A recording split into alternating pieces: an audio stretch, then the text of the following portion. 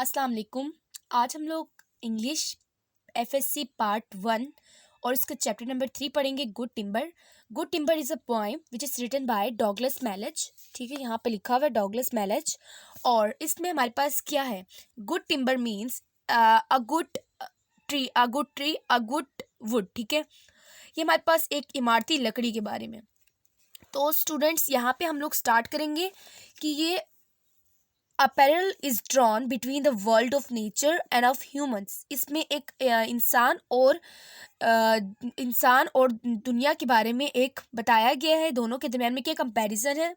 Strength and success are gain through struggle and hardship.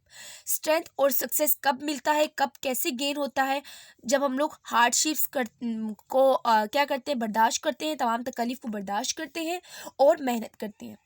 तो students, now start our lesson. The tree that never had to fight. वो दरख्त जिसका मुकाबला कभी नहीं करना पड़ता। For sun and sky and air and light. सूरज, आसमान, हवा और रोशनी के लिए। ऐसा दरख्त जिसको सूरज, आसमान और रोशनी और हवा के लिए लड़ना नहीं पड़ता, मेहनत नहीं करना पड़ता। Fight means struggle, but stood out in the open plain. लेकिन खुले मैदान में खड़ा हो गया, फिर भी ये खड़ा हो गया। ठीक है, plain means flat land. And always got its share of rain. और हमेशा अपनी बारिश का हिस्सा बनता रहा, यानी अपनी बारिश का हिस्सा लेता रहा है, एक जगह खड़ा हो के भी। Never became a forest king. कभी भी बन नहीं सकता जंगल का बादशाह। But lived and died a scrubby thing.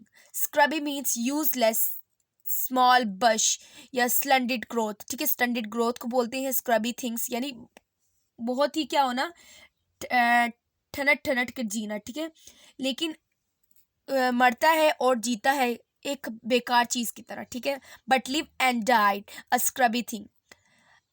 The man who never had to toil. ऐसा आदमी जिसको कभी मेहनत ना करनी पड़ी हो। ठीक है, जिसने कभी जद्दोजहद ना की हो। To gain and form his patch of soil. वो इस जमीन के अपने हिस्से को हासिल करके इसमें काश्तकारी करे।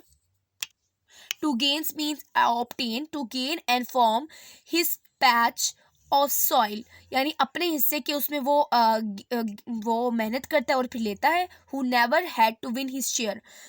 Who never had to win his share, जिसने अपना हिस्सा हासिल करने के लिए कोशिश नहीं की। Of sun and sky and light and air. सूरज, आसमान, रोशनी और हवा का हिस्सा। अब यहाँ पे पैच ऑफ सॉइल का मतलब है piece of arena of life का मतलब, इसका मतलब मेटाफोरिकली जिंदगी के बारे में कहा गया है। और फॉर्म का मतलब है स्मॉल एरिया। ऑब्टेन का मतलब, गेन का मतलब ऑब्टेन। पैच का मतलब है पैच ऑफ सॉइल का मतलब है पीस ऑफ सॉइल। ठीक है, उसके बाद he never became a manly man. Manly man का मतलब है पावरफुल मैन। ठीक है, यानी कभी मेच्योर नहीं हो सकता। ऐसा शख्स कभी भी एक कामिल इंसान नहीं बन सकता। मैनली मैन का आपके यहाँ पे भी गिवन है, विच मीन्स स्टॉइक पर्सन, यानी मजबूत आदमी और जो हार्डशिप्स बर्दाश्त कर सके। But lived and died as he begin.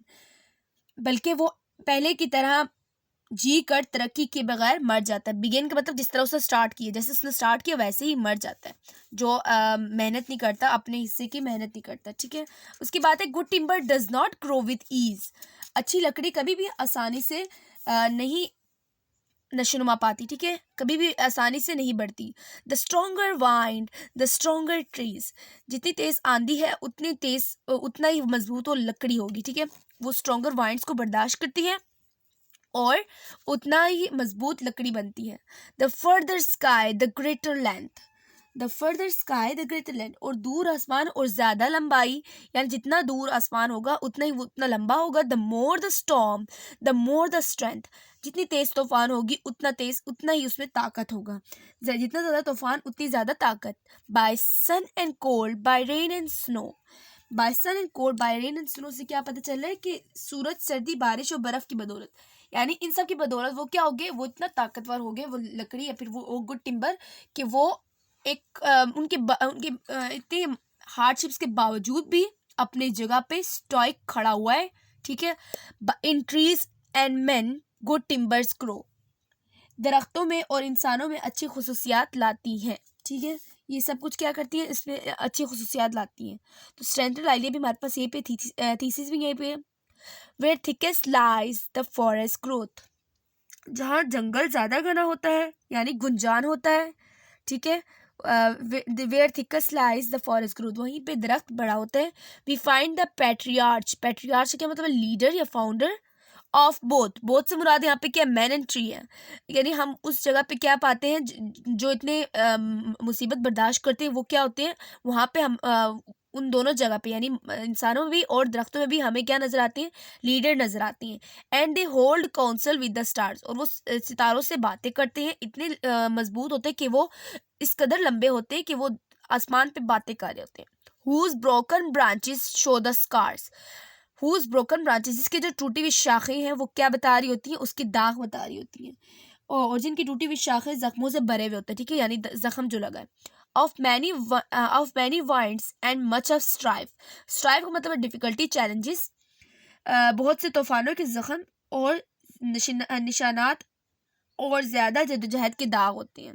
This is common law of life, ठीक है, ये कॉमन लॉ ऑफ लाइफ है यानी ज़िंदगी का एक कानून है। अब स्टूडेंट्स यहाँ पे अगर हम लोग पोएटिक डिवाइसेस देखें तो यहाँ पे मेटाफर यूज़ हुआ है, ठीक है, मेटाफर यूज़ हुआ है। पैच ऑफ सॉइल से मतलब एरिया ऑफ लाइफ है, और ये हमारे पास क्या है, एलिट्रेशन है, sun and sky S S alliteration है, और यहाँ पे ब्रोकन का बी एंड ब्रांचेस का बी एलिट्रेशन है, और मैनली मैन का भी एम एलिट्रेशन है। तो स्टूडेंट्स यहाँ तक तो आपको क्लियर हो गया होगा कि ये एक ऐसे पोइम है जिसपे हमें बताया गया है कि कौन सी लकड़ी मजबूत हो सकती है और कौन सा बंदा अपने एरिया का पैट्रियार्च बन सकता है, who can become a patriarch and who is very powerful and strong। तो स्टूडेंट्स यहाँ तक हमारे ये लेक्चर कंप्लीट हुआ। इंशाल्लाह नेक्स्ट लेक्चर में नेक्स्ट चैप्टर को रीड करेंगे। तब तक के लिए अल्लाह हाफिज़।